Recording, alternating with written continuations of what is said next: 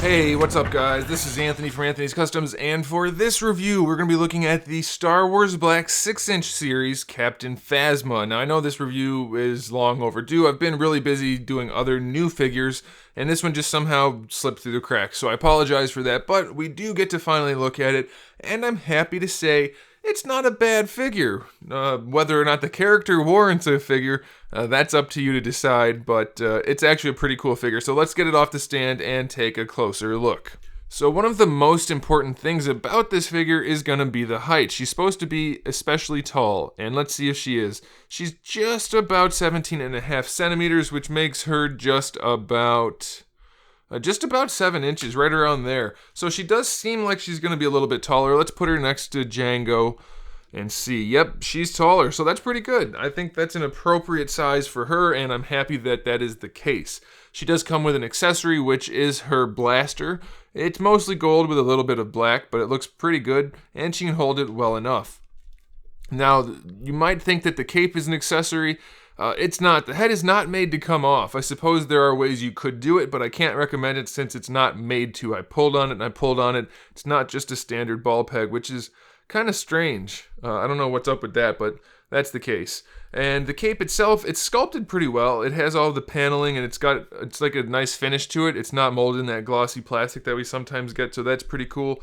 The red stripe on the side, not the cleanest stripe. It's surprisingly not that much worse than the figure arts one though, so I guess that's a good thing.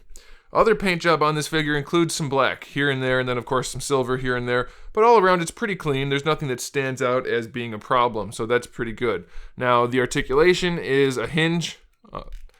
I guess it's a ball peg. I don't understand why it won't pop off, so I'm not sure. Maybe you could heat it and pop it off and mine's just stuck, but you do get pretty good range, and there is the hinge there, so you can mess around with the head and you really won't have too much of a problem. The cape is just floating, so it won't get in the way too much, but it will limit this arm a bit. The articulation in there is the same as over here, so we're just going to do it right here. The shoulder, thanks to the shoulder pad tucking in, can come all the way out to the side, so that's pretty good. It's your standard hinge. You can rotate it all the way around, no problem. No bicep swivel, though. It comes down here at the elbow, which doesn't go quite to 90 degrees, but it's not too bad. And again, you have the swivel.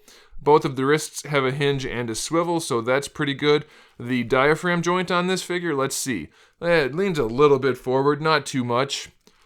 Pretty much maybe even farther backward, so that's not too bad. Side to side works pretty well. Of course, you have your rotation. Does the waist swivel? It doesn't, but I think that's pretty good that that's going to give you the rotation you need.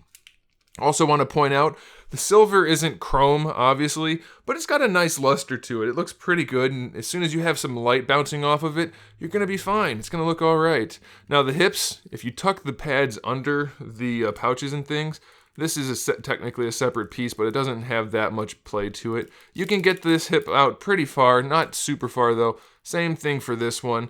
Not all the way out, but not bad. And then out to the side, about 45 degrees. You do get a thigh swivel in there, so that's pretty good. Double jointed knees work just fine, though I don't know how you would pose her like that. And then for the ankle hinge, it goes a little bit forward, all the way back, and you get your ankle rocker. So, is she the most impressive figure in the world? No. Is she one I think you should pick up and add to your collection? Yes.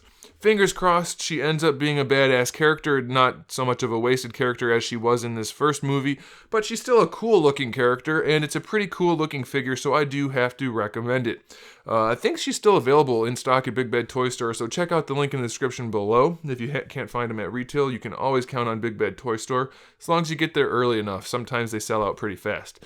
Anyway, guys, make sure you subscribe to the channel. I have new videos up every single day. Oftentimes there's more than one, and we talk about action figures, custom figures, video games, movies, TV shows, all kinds of fun stuff, so make sure you come back for that. And in the meantime, keep collecting.